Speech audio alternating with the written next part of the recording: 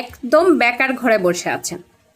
এত কষ্ট করে লেখাপড়া করলেন, অ্যাসাইনমেন্ট সাবমিট করলেন, একের পর এক পরীক্ষা দিলেন, রিটেক দিলেন, রিকোর্স করলেন, কিন্তু ঘরে বসে আছেন।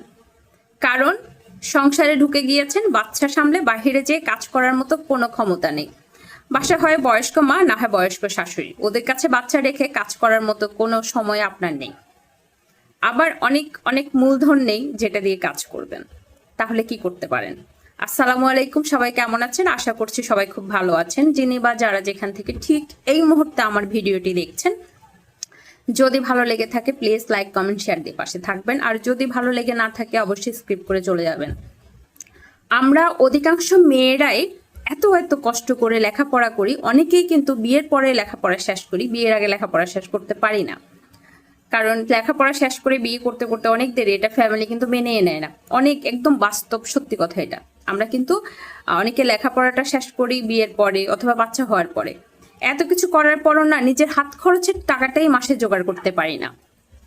টেলার্সে একটা কাপড় সেলাই করতে দিলাম, ওটা আনতে হবে, ওটার ওই 300 টাকা 350 টাকার জন্য হাজবেন্ডের উপর নির্ভর, অথবা বাসায় যারা অভিভাবক আছেন ওনাদের উপর নির্ভর। একটা শখের খাবার খাবো অনলাইনে অর্ডার করে, ওই সামর্থ্য নেই। হাজব্যান্ডের বাহিরে নিজের বাচ্চার নিজের কোনো খরচ ক্যারি করার মতো যোগ্যতা অবস্থান কোনোটাই আমার নেই। এটাই হচ্ছে আমি একজন শিক্ষিত মেয়ে হিসেবে আমার সবচেয়ে বড় ব্যর্থতা। আমি আমার নিজের জন্য কিছু করতে পারছি না, আমি আমার বাচ্চার জন্য কিছু করতে পারছি না, আর অন্য কারোর জন্য বাবা মায়ের জন্য তো সেটা দুঃস্বপ্ন। আপনাকে বলছি আজকে ঘুরে দাঁড়ান, ঠিক এই মুহূর্তে এই জায়গা থেকে ঘুরে দাঁড়ান। ভালো রান্না পারেন, রান্না নিয়ে বিজনেস শুরু করে দেন। রান্না করবেন, ফেসবুকে আপলোড করবেন যে আপনার যে এরিয়াতে আছেন এর আশেপাশের এরিয়াগুলোতে আমরা যদি বাসায় 5 জন মানুষ থাকে, আমরা কিন্তু আরো 2 জন মানুষের রান্না বাড়িয়ে করি। ওই মুহূর্তে যদি আমার বাসায় আরো 2 জন গেস্ট আসে, ওরাও কিন্তু অনায়াসে খেতে পারবে। এটা আমি শুধু আমাকে দিয়ে আমি সবারটা বলছি। আপনি ওই 2 জনের বাড়তি খাবারটা আপনি অনলাইনে সেল করেন, আপনি আপনার আইডিতে অথবা পেজে পোস্ট করেন আজকে দুপুরের মেনু এই এই। আমার আশেপাশে যদি কোনো কর্পোরেট অফিস থাকে, কেউ যদি দুপুরে ঘরের খাবার খেতে চান এখান থেকে নিতে পারেন। আজকে অর্ডার হয়নি, কালকে হবে, কালকে হয়নি, পরশু হবে।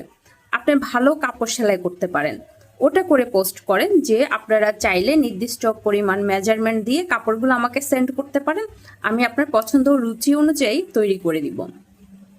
আপনি ভালো ভালো খাবার তৈরি করতে পারেন, ওই খাবারগুলো পোস্ট করেন যে আপনারা অর্ডার করতে চাইলে আমি ফ্রোজেন খাবার নিয়ে কাজ করি। আপনার বাসার জন্য পরোটা বানাচ্ছেন, 10টা পরোটা 5টা পরোটা বাড়তি বানান, ওগুলো পোস্ট